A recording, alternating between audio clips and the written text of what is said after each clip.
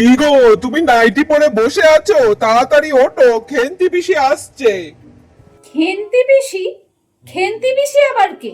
আর nightie পরে থাকলেই বা সমস্যাটা কি? আরে পিসির কথা তো শোনোনি, তাড়াতাড়ি ওঠো, এসে গেছে ওই যে। কই গো বৌদি?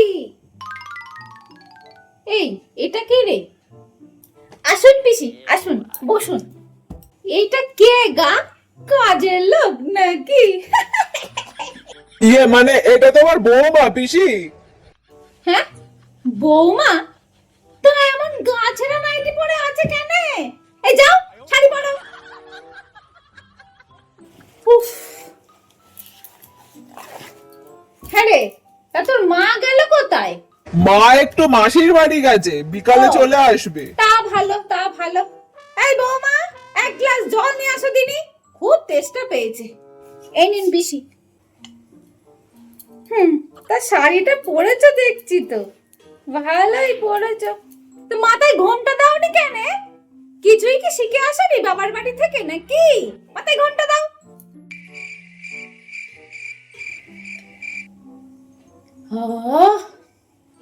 এই নাও গ্লাস খানি ধরো, আর ওই ব্যাগটা দাও দিনি। হ্যাঁ হ্যাঁ, দিচ্ছি ব্যাগটা। এই নিন পিসি। কি সর্বনাশ! এই, তুমি তোমার এই সবরি হাতটা আমার ব্যাগটাই দিলে? ব্যাগ শুদ্ধ সব জিনিসগুলো তো সবরি হয়ে গেল। হ্যাঁ রে খোকা, তোর বউ নিজেকে নিজে কি মনে করেছে, লাটের বাট নাকি? কিছু জানে না গো, বোঝে না গো, বজ্জাত মেয়ে ছেলে। মা কিছুই শেখায়নি দেখছি।